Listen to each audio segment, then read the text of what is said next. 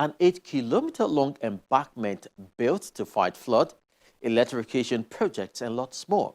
However, all these are through communal efforts. The residents say they've been left on their own to bear their burdens by the Lagos state government, while the state still collects various levies from them. They call for intervention. Isheri-North GRA is one of the biggest estate schemes by the Lagos state government. It is bordered by the Ogun River, a reason it's often flooded whenever the Oyon Dam is opened.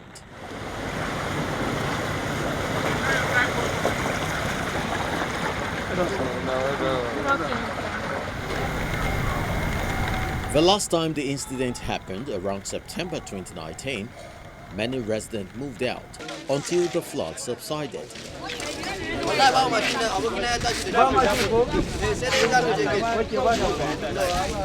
However, what is baffling to the residents is the perceived display of lack of empathy to their plight and total neglect by the Lagos state government, in spite of several meetings the residents claim they've had. The scheme was sold to residents by Lagos state government, but no infrastructure was provided. The road we are standing on right now was constructed by the residents, on which we build ourselves, each house owner, 750,000 naira, and the incoming residents 1 million. So for now we were able to build or to construct about a kilometer road, a well-interlocked road.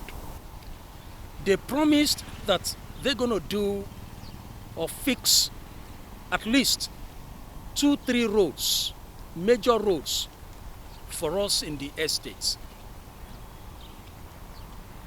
which they are yet to do. They said they're going to do pump stations, 4 pump stations at different locations for us in the estates, which they are yet to do. They said they're going to do ramping at the gates.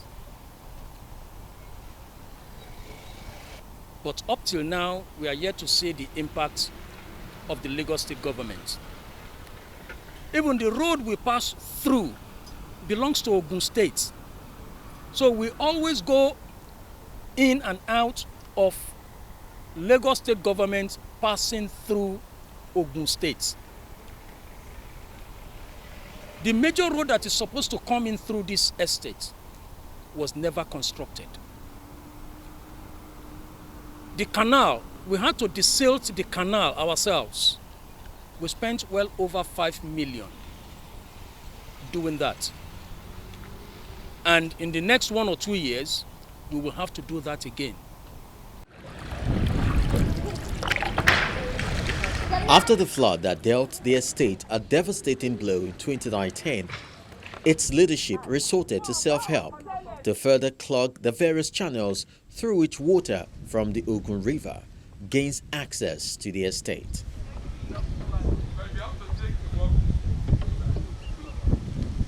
They had to build an 8-kilometer-long embankment around the estate.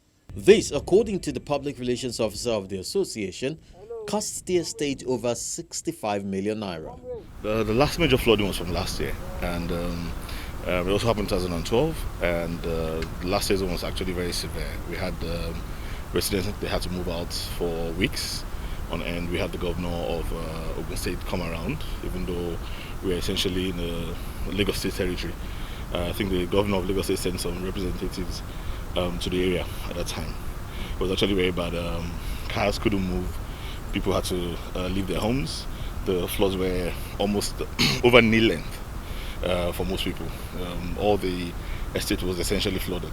The association got together.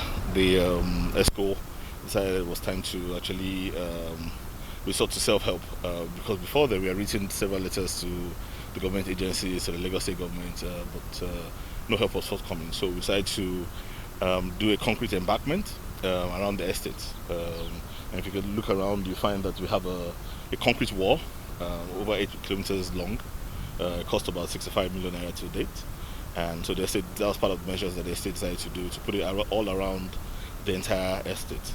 We also got 2 weeks ago, got an industrial pumping machine as well, so that we could actually pump out water that comes into the estate, maybe from heavy rainfall or even flooding, even though we've not had any this year.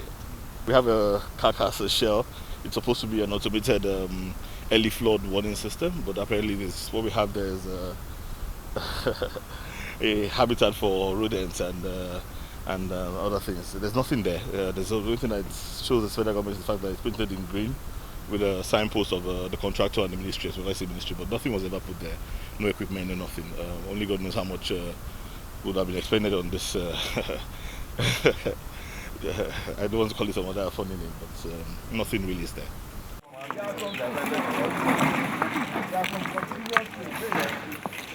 Haven't constructed a well-paved 1-kilometer road, an 8-kilometer embankment, bought transformers, electric poles and wires. They've reached a breaking point and now hope the Lagos State government would come to the aid. The estate, we've really done a lot, and we've exhausted all avenues that we can. We've, taxed the residents a lot, that they're even, not willing to give us anything anymore. So we are calling on the government to please have us in mind, as 2021 budget is around the corner.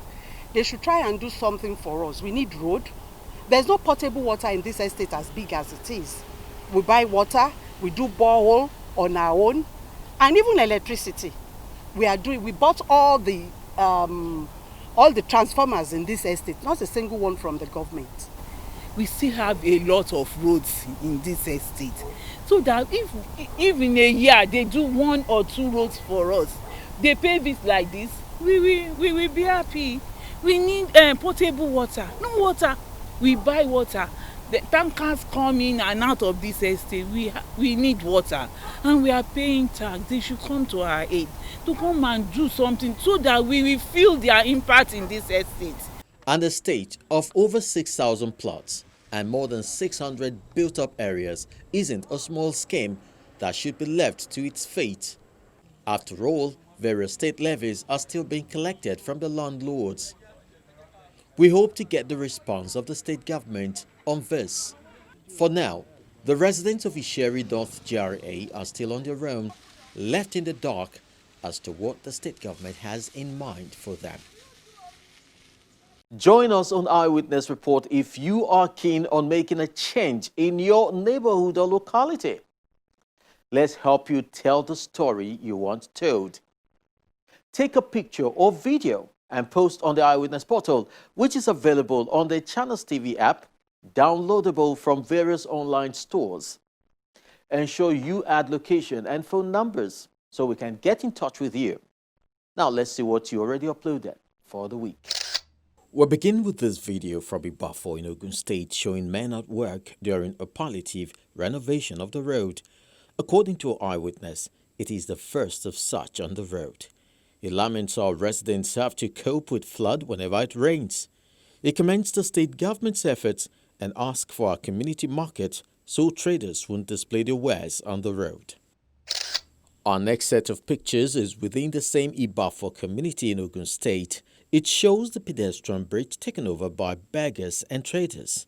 Our eyewitness is concerned about how some pedestrians refuse using the bridge because of the presence of the beggars. He wants something done about it. We have this image from Summit Junction 1, Adaba, Delta State.